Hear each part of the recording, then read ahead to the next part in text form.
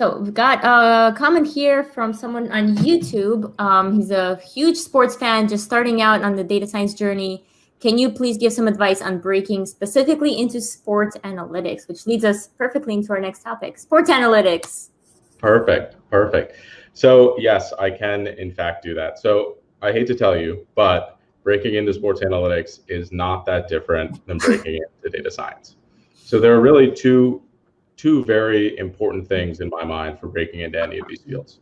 Oh, three. So the first is to think about breaking into these fields analytically. Think about them like you're a data scientist. I don't see many people really approaching these like true problems, like what would give me the best chance to get a job. A lot of people think that just applying and using shotgun tactics, applying to 1,000 positions is going to get them a job. It's a numbers game, no? Is it not a numbers game, Ken? So it is a numbers game, but at the same time, there are levers that you can pull that will require maybe slightly more effort in one space, but less effort in applying a lot. So for example, if I'm going through an employee referral, my odds skyrocket compared to going through a resume drop. Like that does take a little bit more time for me, but that's also an opportunity cost of the time that I've spent just sending out resumes, right? So if you're thinking about that, what are the things that you can do that would give yourself the best chance? So the first is looking at what skills are important. So if I were to apply now, I would find 20 jobs that I'm very interested in getting, and I'd look at all of the skills that are required on those jobs. So it'll probably say Python, it'll probably say some other tools. But if you're thinking about what should I learn, what tools are going to be most important for this field I want to break into, that's the best way. You do some data collection and you do some analysis. You could visualize it very beautifully. You can ask Kate for help on that. But you could see 90% of these jobs are asking for Python and experience with sklearn or scikit-learn, whatever, scikit-learn, sorry.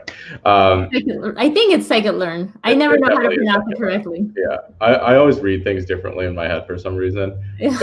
But regardless, I mean, if you're thinking about it that way, it's like, one of the most common questions is what skills should I learn? Do I have to learn all of these tools that are listed on the job postings? And it's like, no, just learn the most important ones and be familiar with the ones that you see semi-frequently.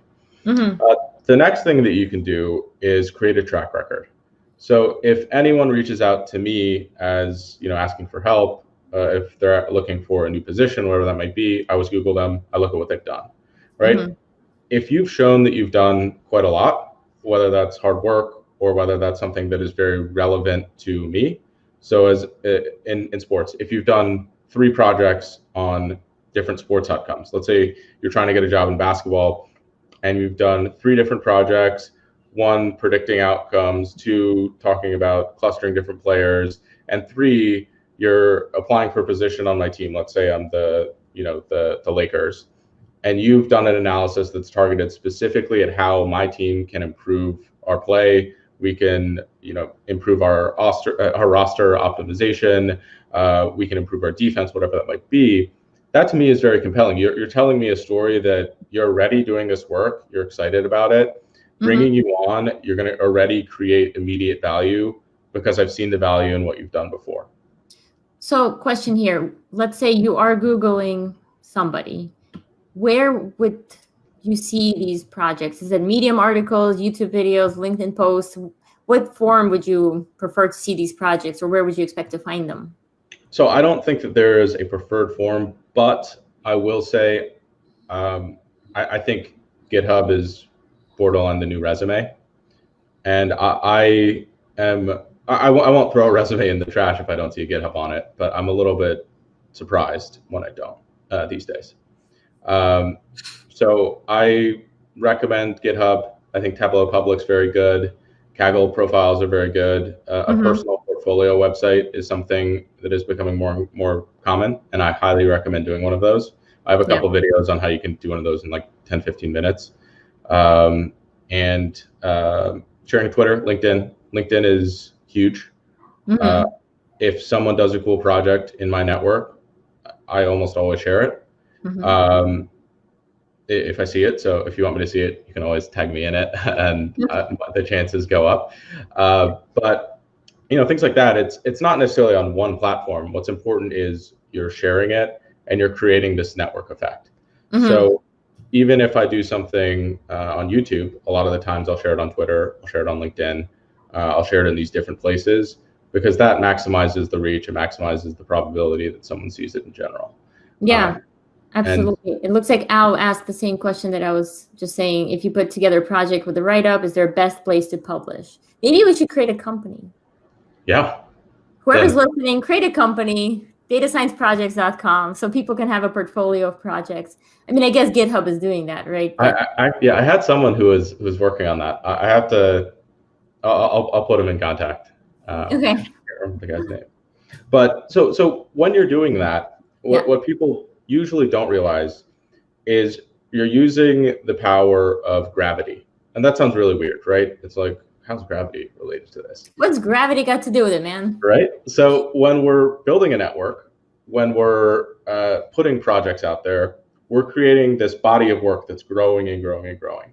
And when things get to a certain size, they start to have a gravitational pull. So, we look at the sun, the earth, the moon, all these things have stuff that begins to attract things to them. So the more work I do, the higher chance it is that someone sees it. Yeah. And the higher chance they actually reach out to me. And anyone in sales, anyone in business will tell you that opportunities that are coming to you are way easier to close than when you go out and reach for opportunities. Absolutely. And so, I mean, that takes time. But once you start having that kind of attractive force by putting all of that content out there, you'll be really surprised at what comes your way. I mean, you might think the best opportunities are the ones that you go out and get, but there are a couple opportunities that have come my way that I wouldn't have even been privy to. I wouldn't even have thought of.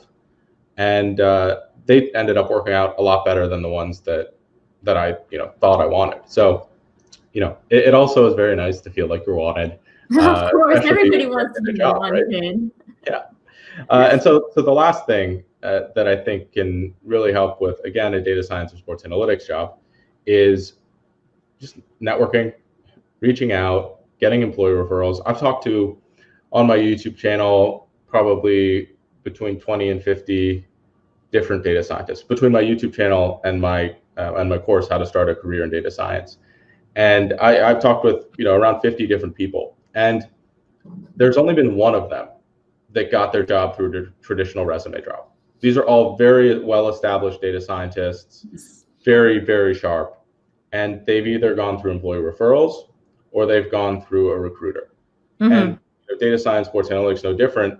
You want to be referred. You want to find someone that is in the company that you want to work at already, because that'll create that attractive force on their end. I mean, if I'm working in a company, I already work there, and I say I want my friend to work here,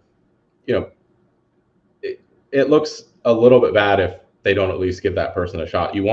I would hope that companies want to keep their employees happy, right? Yeah. So plus they think that if he's recommending, then he's basically putting his name behind this person. That other person must be good, because you wouldn't ruin your own reputation internally by bringing in somebody who's not good. So it definitely makes sense. Yeah, I've never gotten a job by applying to a job. I always tell this story because I've had several jobs in my lifetime so far. I've never gotten one just by sitting and clicking apply. I know people do it, and I know people get jobs. I know very few people who actually have gotten jobs that way. It just never. And the jobs I ended up getting was not something I would even apply for, because it had like 10 years of experience when at that time I had one.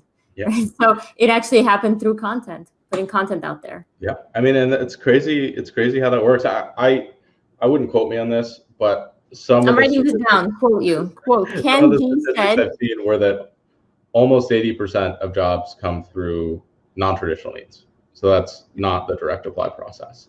Yeah, it's already becoming the traditional means. Is already, you can't even call it traditional because nobody's doing it anymore.